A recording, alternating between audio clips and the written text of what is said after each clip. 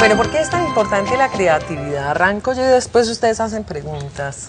Bueno, la creatividad es muy importante porque es la que permite que el individuo tenga nuevas alternativas y que genere opciones, no solamente de vida, sino en sus talentos, ¿cierto? En sus talentos personales, académicos, etc. Cuando comencé el proyecto, inicialmente trabajaba la creatividad, pero quise diferenciarlo. Yo dije, hay otra cosa, así pues los ilustrados, los versados en el tema, seccionen la creatividad, la clasifiquen, etc. Nosotros tenemos otra cosa en nuestro pueblo que es muy especial. Ahí está, la busqué, la miré y es el ingenio. Y empecé a ver... ¿Cuál es la diferencia entre creatividad e ingenio? Bueno.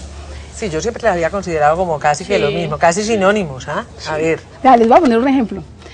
Cuando ustedes ven una niña haciendo cosas bonitas, ustedes ven qué tan creativa, pero ustedes ven un niño en un semáforo que hace alguna cosa especial, y ahí no dice que tan creativo, dice qué tan ingenioso. Es más, normalmente suelta la sonrisa. ¿Sí o no? Bueno, de todas maneras, entonces, entre ingenio y creatividad, la diferencia está en que la creatividad es hacer cosas nuevas, genera cosas nuevas. El ingenio normalmente se somete a resolver necesidades. La creatividad te puede funcionar sin que tenga necesidad. Estoy haciendo aquí, me dio por hacer origami, muy creativo. Pero el ingenio siempre te pone al borde de una necesidad. Por ejemplo, entonces el ingenio puede trabajar mucho bajo presión. Porque si hice el ejercicio en la vida desde la niñez a resolver necesidades, esas necesidades muchas veces son de supervivencia, de relacionarse con el entorno, ¿cierto? Y de pues, la parte intelectual, o sea que el ingenio, por ejemplo, le trabaja esas tres cosas, a la capacidad de sobrevivir, a coeficiente intelectual también y a enfrentarse al entorno, o sea, relacionarse con el entorno. Entonces concluyo rápidamente que los niños a quienes les damos todo, que todo lo tienen fácil, resuelto, lo normal, son niños que se quedan con el ingenio dormido. Verdad, ahora se está cometiendo un error muy grande. El niño sale de la casa, ahí mismo está el carro, entonces ni siquiera los ponemos en la necesidad de que miren para un lado, para el otro, a ver si viene un carro.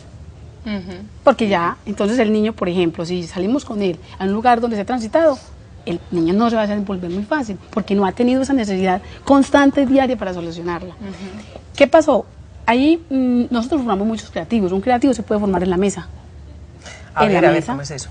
Por ejemplo, en la mesa, resolviendo rompecabezas, las cosas que normalmente se hacen en la academia, eso forma un creativo.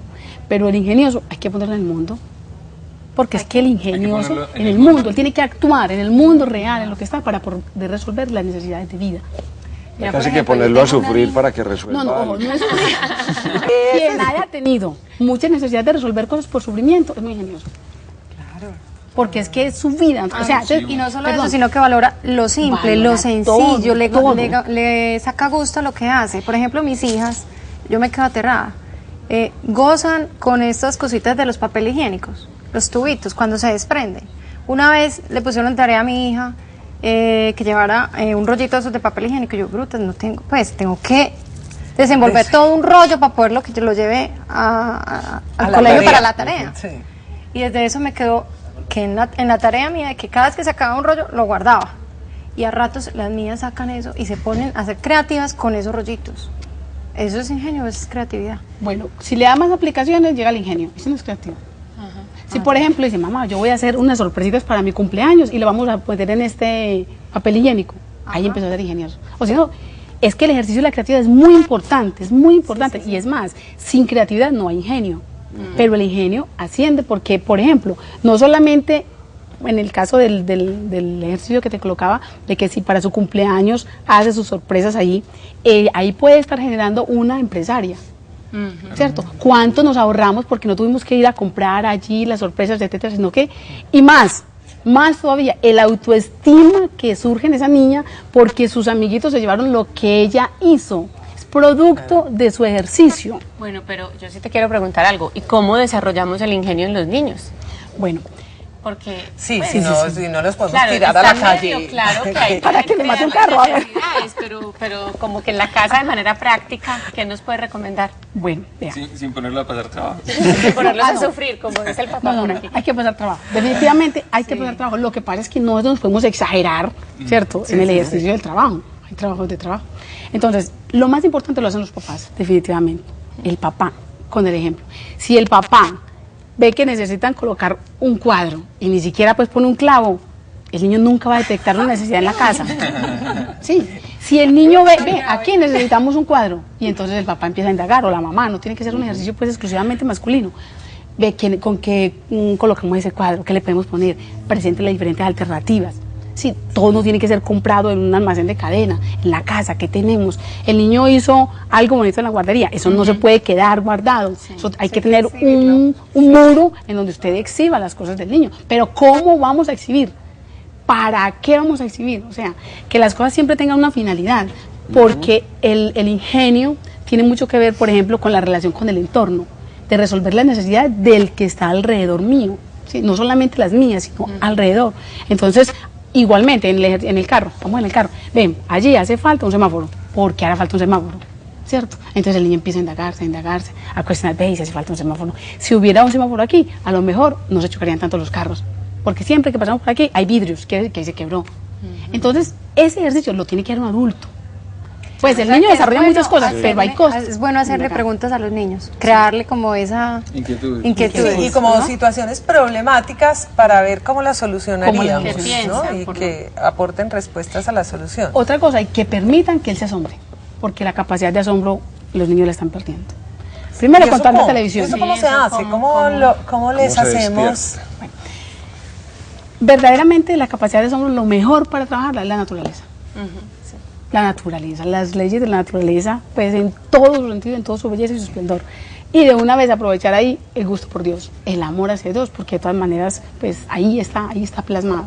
Sí. Entonces, cuando el niño se va dando cuenta de esa hermosura, recuerdo que en un viaje pues que hicimos a Cartagena, fuimos a ¿cómo se llama? A donde está San Fernando.